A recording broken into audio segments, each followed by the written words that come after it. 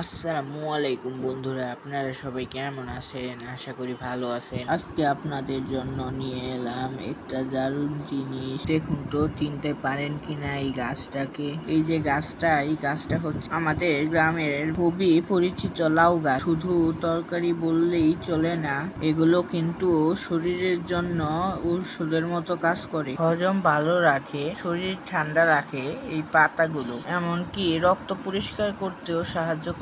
এই গাছের পাতা এবং ফুল যদি এতই উপকারী হয়, তাহলে লাউ গাছকে আমরা বলতে পারি এক ধরনের ঔষধি গাছ। বন্ধুরা, লাউ পাতার তরকারি খেয়ে দেখুন, সত্যি অনেক মজা লাগবে খেতে। লাউ পাতায় শুধু ভিটামিন নয়, আরো আছে অ্যান্টিঅক্সিডেন্ট, যা শরীর থেকে বিষাক্ত উপাদান বের করে। তাই নিয়মিত খাবারের সঙ্গে লাউ পাতা খেলে শরীর হবে সতেজ আর সুস্থ।